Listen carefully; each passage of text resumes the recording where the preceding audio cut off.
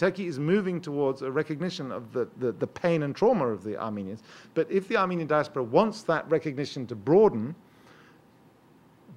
they should wait until they've seen where that dynamic is going. Turkey 10 years ago denied anything happened. Now the discussion in Turkish media about what happened is very, very open. There are people in Turkey, in the press, who say that they think it's a genocide. Okay, but it's a very small, ultra-liberal minority. But that was inconceivable a few years ago. Now, what everyone decides in the end to call it, I don't know what everyone will agree on. And that's the beauty of these protocols. There is a subcommittee where the two sides can sit down and start talking to each other about what they think happened. And there are already people writing joint textbooks. There's a lot going on in the relationship, but America's the most powerful country in the world. You know, the Congress shoving that down Turkey's throat makes it very difficult for everyone to be warm and fuzzy about things.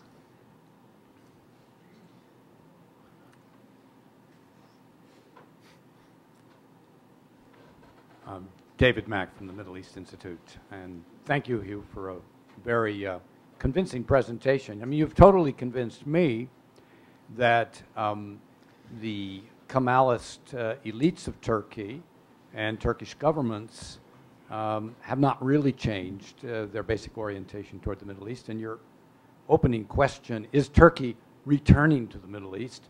Well, not perhaps in the sense of a official Turkish government policy.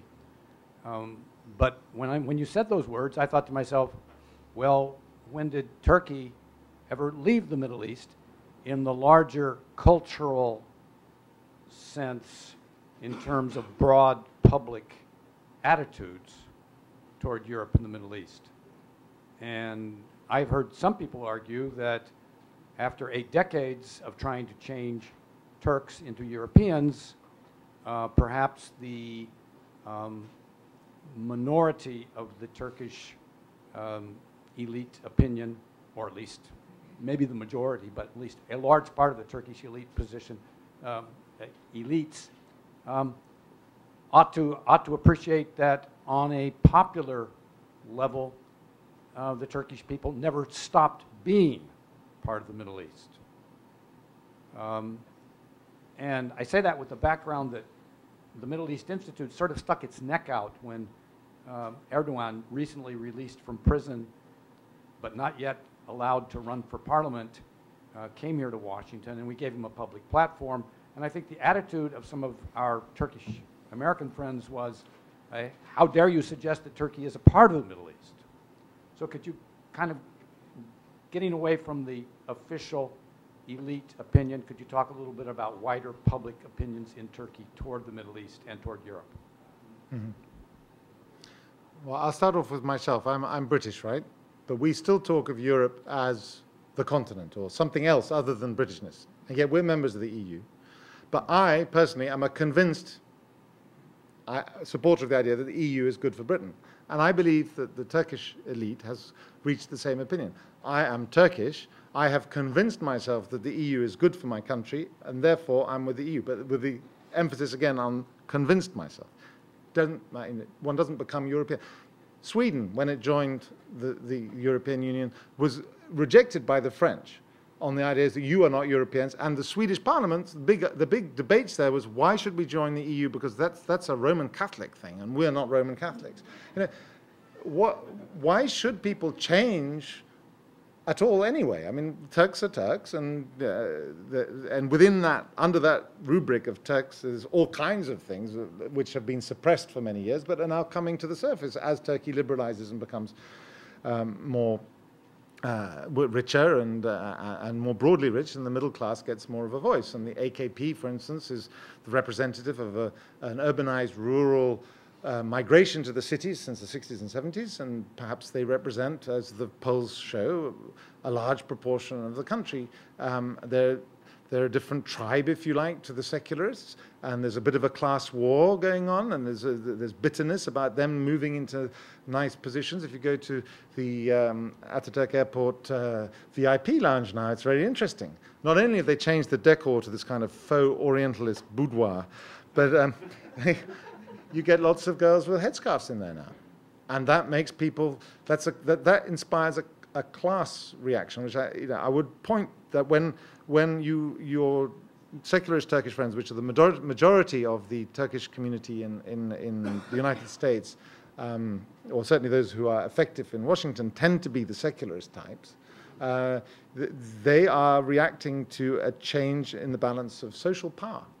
And then you can look at, is this Islamist or Middle Eastern? And in my new book, for instance, I try and avoid using the word Islam at all, because as soon as you say Islam, everyone understands something different. And I think one has to be quite careful about that. And obviously, the rural population of Turkey retains a sense of identity and culture that is informed by religion. And that, if you like, that's Muslim, Islamic religion, and that makes them very similar to Assyrian religious culture. And they feel pretty similar. If that's what you mean by staying Middle Eastern, then yes. And that has come to the surface as the rural minorities become empowered. The gentleman in the back row. Thank you very much. My name is Richard McKee. I was political counselor in Ankara from '94 to '97 and have not gotten back to Turkey as often as I would have wished. Among the initiatives of this AK Partisi government, which has alarmed, I think is not too strong a word, the secularist establishment in Turkey, is last August this immense outreach toward the Kurds, not only in southeastern Turkey, but also in Istanbul, wherever they might be. And an effort really sharply to increase recognition of Kurdish cultural rights within Turkey.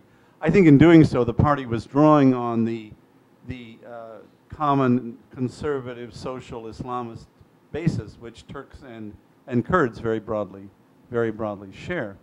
But of course, this initiative has immense implications for Turkey's relations with Iraq.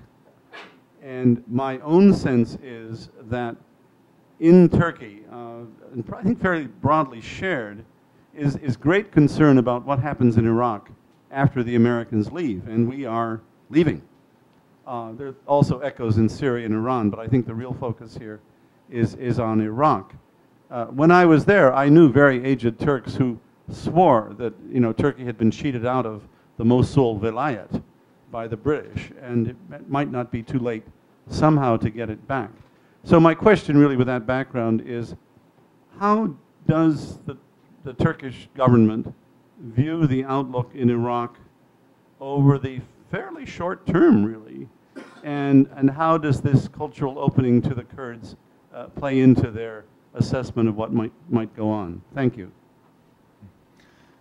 One of the great breakthroughs in Turkish foreign policy, in my mind, since 2007, was the moment when the United States changed its rejection of helping Turkey against the PKK to helping Turkey with the PKK, and also by feeding intelligence through to the Turkish military, and also encouraging the Kurdish regional government to cooperate with Turkey and encouraging Turkey to be less vicious towards the Kurdistan regional government itself.